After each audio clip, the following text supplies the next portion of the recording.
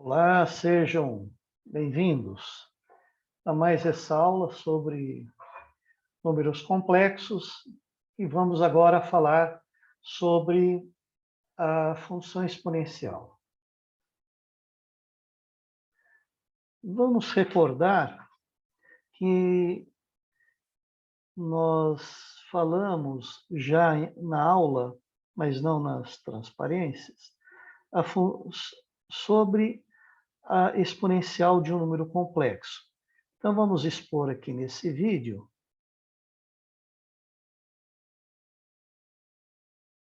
os conceitos já relatados em sala de aula, mas que nós faremos agora aqui brevemente nessas transparências. Bom, vamos supor que o x e o y sejam reais.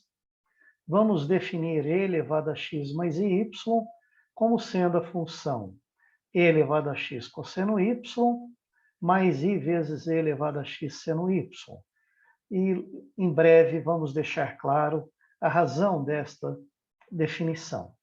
Para, então, essa função exponencial, a parte real é elevado a x cosseno y e a parte imaginária é elevado a x seno y. O x mais y nós podemos chamar de z, não é?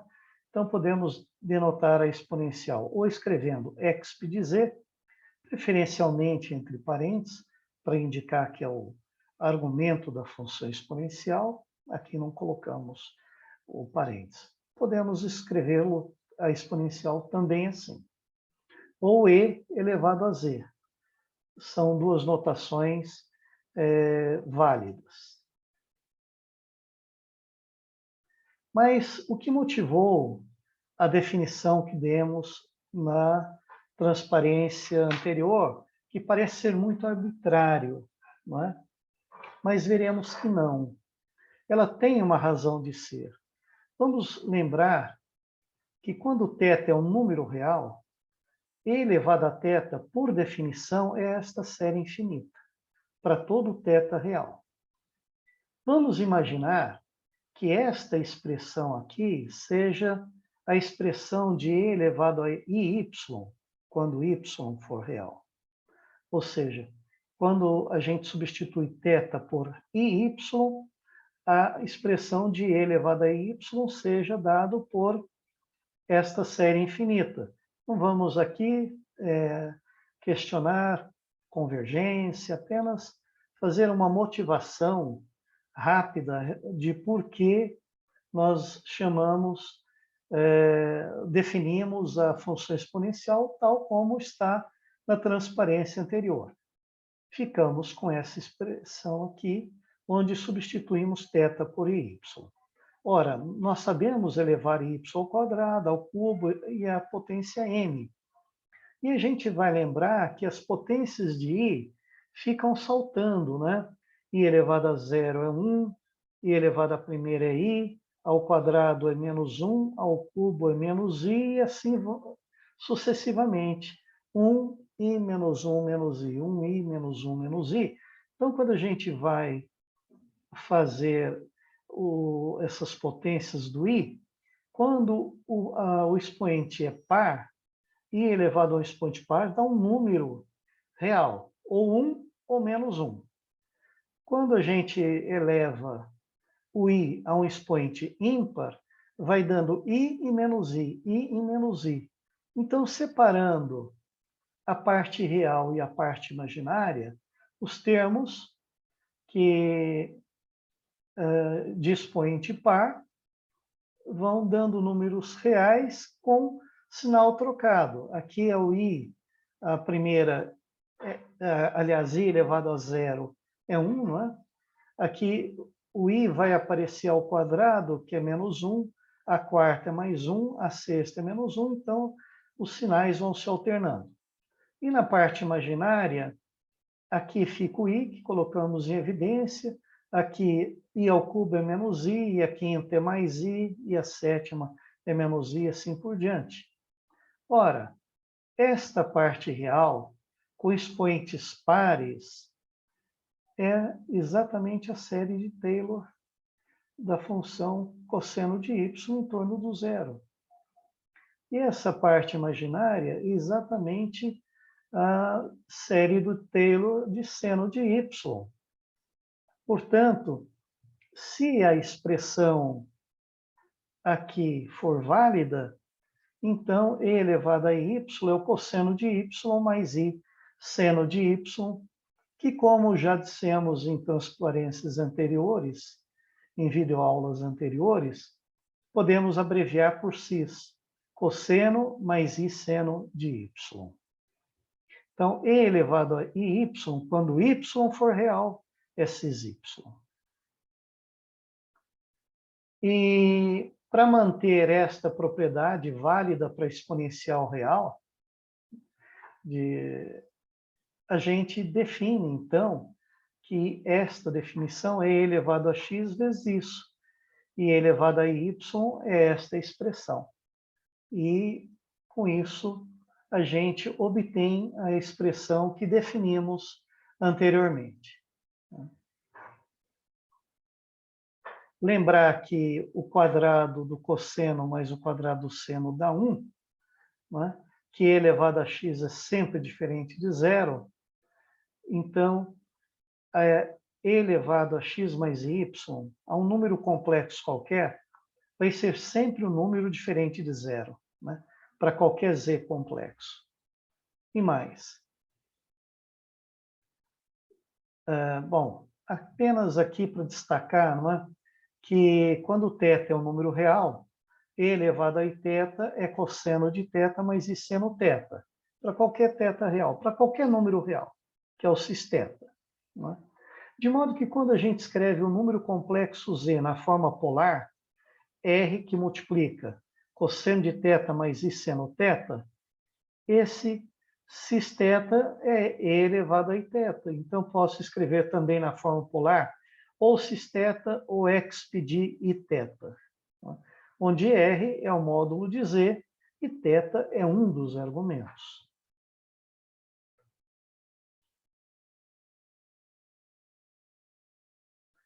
E voltando, né, reforçando mais uma vez que a exponencial de x mais y é e elevado à parte real do argumento, cosseno da parte imaginária do argumento, mais i vezes e elevado a x seno y, que é o e elevado a x cis y. Portanto, o y, veja, isso aqui, eu posso pensar nisso como sendo o módulo, e isso aqui como sendo cosseno mais i seno do argumento. Então, y é o argumento da exponencial, e e elevado a x é o seu módulo, né? E essa função é periódica. E elevado a z mais 2πi é igual a e elevado a z. Como a gente pode ver aqui, vamos tomar e elevado a z mais 2πi e escrever o z como sendo o número real x mais y mais 2πi. Então, é e elevado a x mais i, que multiplica y mais 2π. Que a gente sabe que x é a parte real do expoente, então é e elevado a x, cosseno mais i seno de y mais 2π.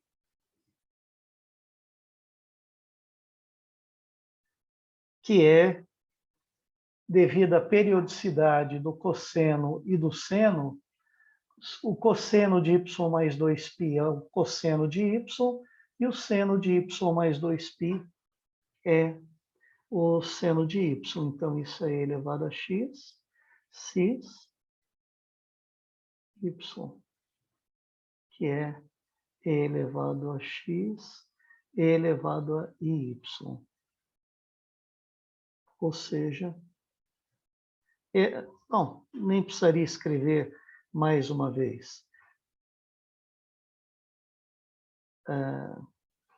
esta expressão é a definição de e elevado a x mais y.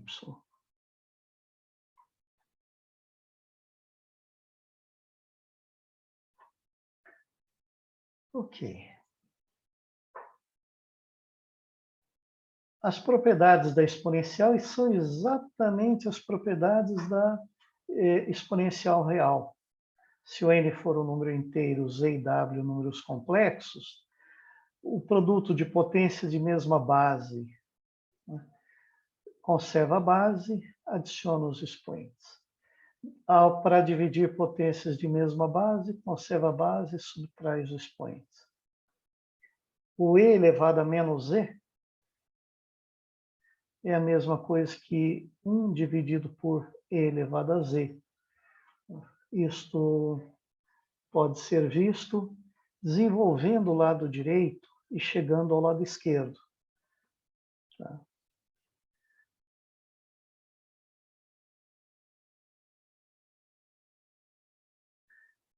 Lembrar que 1 sobre um número, vamos recordar que 1 sobre um número complexo z é igual a, vamos dizer que, vamos escrever o z na forma polar, r cis θ. Então, 1 dividido por z, a gente sabe que é o r a menos 1, cis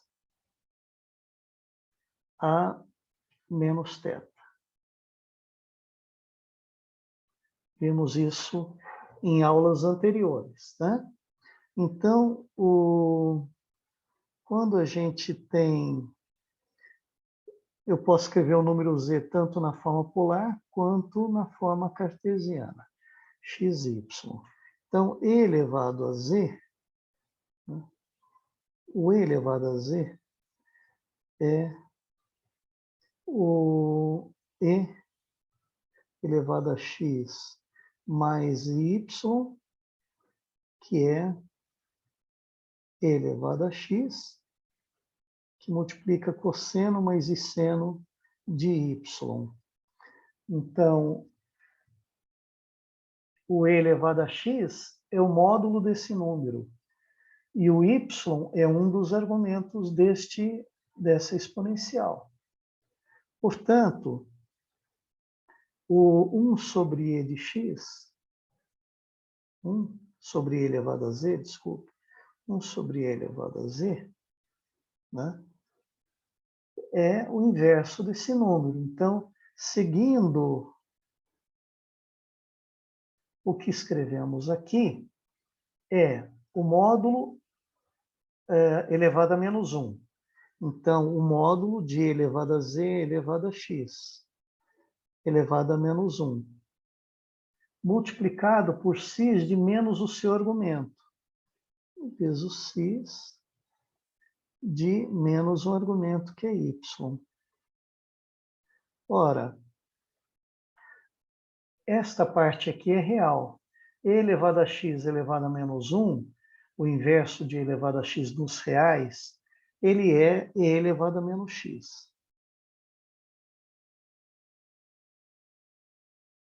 E o cis de menos y vezes o cis de menos y. Essa é a definição de e elevado a menos x menos y, que é e elevado a menos e. Então, dividir 1 por e elevado a z é 1 sobre e elevado a menos e. Calcular o complexo conjugado de e elevado a z é calcular e elevado ao complexo conjugado de z. Façam exatamente o que fiz aqui. Calculo e elevado a z, que é isso. E elevado a z barra é só trocar o expoente aqui. E aí vejam que o complexo conjugado de e elevado a z é e elevado a z bar. E e elevado a z elevado ao número inteiro n é a mesma coisa que e elevado a n vezes z. E agora podemos falar nas funções trigonométricas. Como é que a gente define seno e cosseno de um número complexo z? Bem, vamos recordar que quando x é um número real, e elevado a i vezes x é o cosseno de x mais i seno x. E elevado a menos ix vai ficar cosseno de menos x mais i seno de menos x. Só que o cosseno de menos x é igual ao cosseno de x. Sabemos que o cosseno é uma função par. E o título função par é que na série de Taylor do cosseno só temos potências pares. E falamos que o seno é uma função ímpar, porque na série de Taylor da função seno só tem potências ímpares de x. Então, seno de menos x é menos seno de x. Se nós adicionarmos essas duas expressões membro a membro, quando a gente adiciona, cancela a parte imaginária, fica 2 vezes o cosseno de x aqui. Dividindo por 2, então, quando eu somo e divido por 2, dá o cosseno. Agora, quando deste eu subtraio este, cancela os cossenos e vai adicionar 2i seno x. Então, quando deste eu subtraio esse e divido por 2i, dá o seno de x. Muito bem. O lado esquerdo, até o momento, só está definido quando x é real. Mas o lado direito já está definido se o x for um número complexo.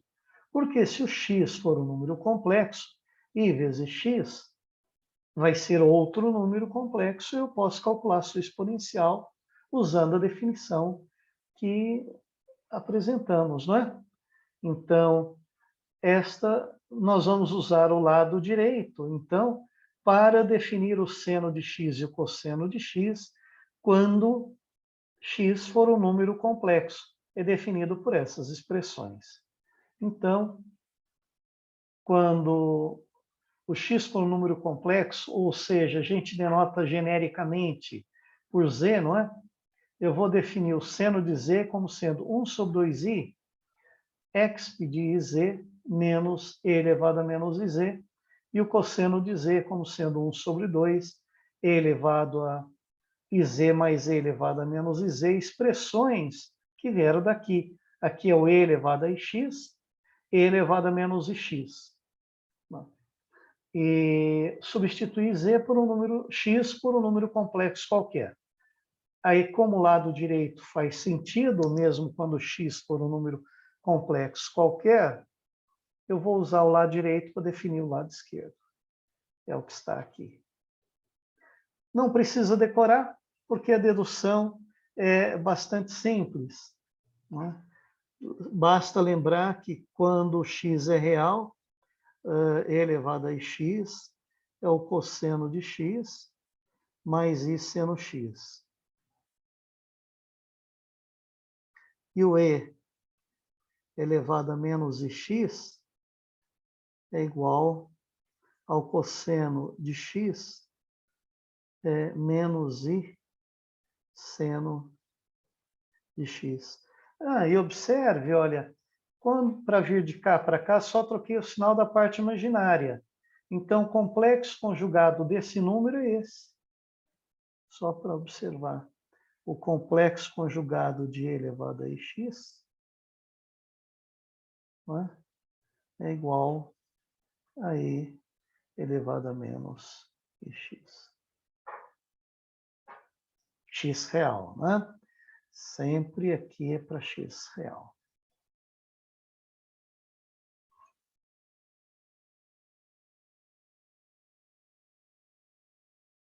Pronto, estendemos as funções seno e cosseno usando a definição de exponencial complexa. Posteriormente, nós vamos mostrar que as definições que demos para exponencial e para o seno são as únicas que na reta, são as únicas funções analíticas no plano todo que na reta coincidem com as funções trigonométricas e exponenciais reais. E olha outra coisa interessante que a gente vê nestas expressões. Enquanto a gente olhava apenas para a reta é o eixo horizontal no plano complexo. Quando a gente olhava só para a reta, tínhamos a impressão de que as funções trigonométricas e exponenciais são totalmente desconexas uma da outra. Uma nada tem a ver com a outra. Quando a gente passa do eixo real para o plano complexo, ampliamos a nossa visão. E o que acontece? Vemos que, na verdade, seno, cosseno e exponenciais são simplesmente combinações uma das outras. Olha que coisa interessante. As propriedades são idênticas às propriedades de seno e cosseno de números reais. O seno ao quadrado de z mais cosseno ao quadrado de z é 1. O seno é uma função ímpar, porque o seno de menos z é menos seno de z. O cosseno de menos z é o cosseno de z, e, portanto, cosseno é uma função par. Inclusive, nós veremos que as séries de Taylor em torno do zero da função seno de z é idêntica ao caso real, também do cosseno. E as fórmulas do seno da soma de dois números complexos e do cosseno são exatamente aquelas que nós já conhecemos dos argumentos reais. Não tem diferença nenhuma. Então, não preciso decorar nenhuma fórmula nova para me lembrar do seno de z mais w e do cosseno de z mais w. Isso é muito interessante. E a tangente, cotangente, secante, cossecante são definidas como no caso real. Tangente é o seno sobre cosseno, cotangente é o cosseno sobre seno, a secante é 1 sobre cosseno e a cossecante é 1 sobre o seno. As mesmas definições. E, a partir daí, nós podemos falar em funções hiperbólicas, mas vamos parar por aqui e falaremos sobre funções hiperbólicas na próxima videoaula. Até breve, então.